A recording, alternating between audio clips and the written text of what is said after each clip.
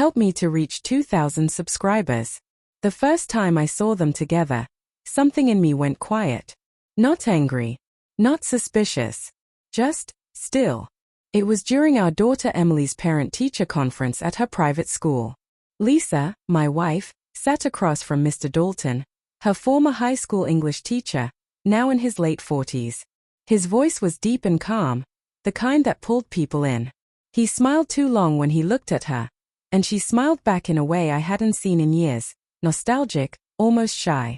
At first, I told myself it was harmless. He'd once been her mentor. Teachers remember their brightest students. But when she laughed, touching his wrist ever so lightly, my chest tightened.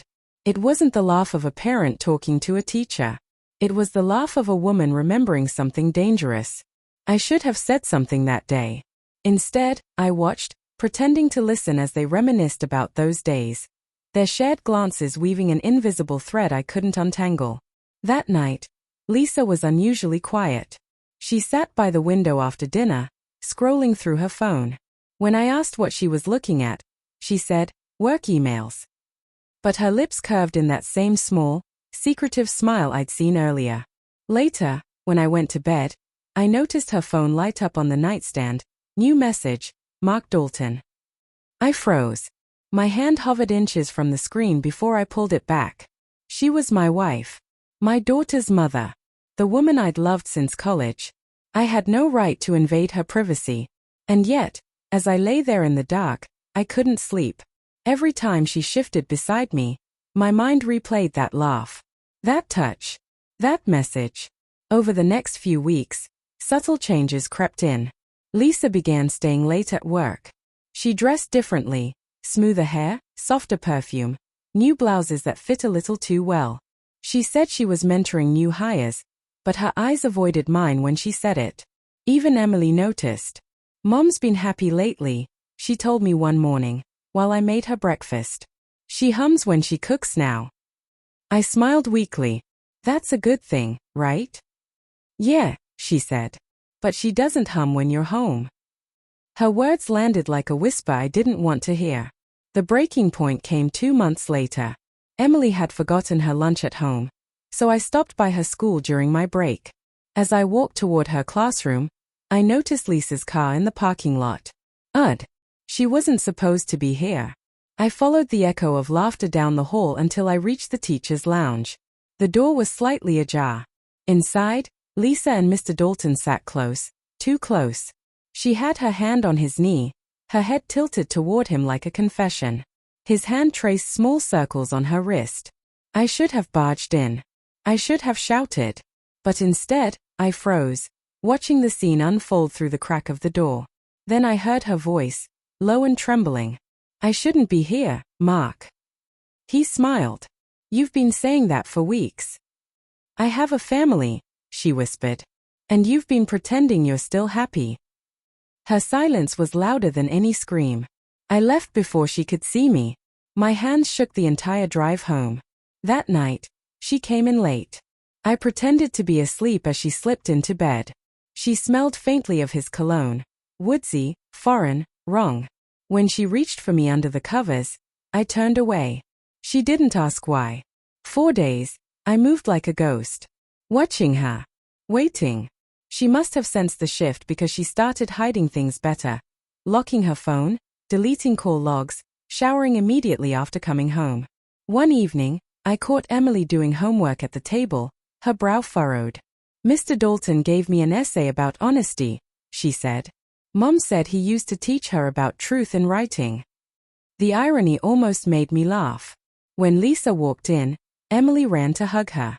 "Mom, Mr. Dalton said I have your same smile." Lisa froze, her eyes flicking to mine for the briefest second before she forced a smile. "That's sweet of him." But her hands trembled as she unpacked the groceries. I began documenting everything, text notifications, odd receipts, even the days she worked late. I didn't want revenge. I wanted proof. Something real. Something I couldn't explain away as jealousy. The final confirmation came by accident. One night, while she showered, I plugged her phone into the charger. A notification flashed on the screen before it locked. Can't stop thinking about today. Same time tomorrow. The message was from Mark Dalton. I didn't open it. I didn't need to. The next morning, I drove Emily to school and waited in the car long after she went inside. From a distance, I saw Lisa arrive, too early for any meeting. She wore the red scarf I'd given her years ago, the one she said made her feel safe. When she spotted Mark by the gate, her expression softened into something I couldn't bear to see. He touched her cheek gently, his thumb brushing the corner of her lips. She smiled, then followed him toward the back building. It wasn't anger that filled me in that moment. It was grief. A deep, hollow ache that felt older than I was. I didn't confront them. Not that day. Instead, I went home, sat at the dining table, and started writing a letter. Not to her, but to Emily. I told her the truth, softly, carefully, that sometimes adults break promises. That love can twist into lies if we're not careful. That I would never let her think betrayal was normal. Because someday, when she looked back on her childhood, I didn't want her to think her mother's affair was something we silently accepted. When Lisa came home that evening, I was calm. Too calm.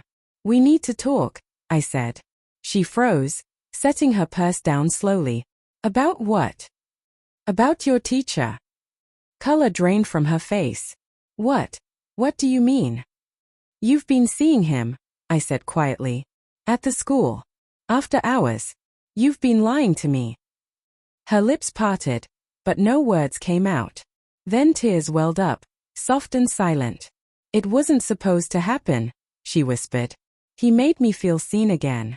You were always so distant lately. I didn't. I cut her off. You didn't what? Mean to destroy your family. She sank to the floor, sobbing. I'm sorry. I love you. I love Emily. I looked at her, the woman I'd once sworn to protect, and realized I no longer knew who she was.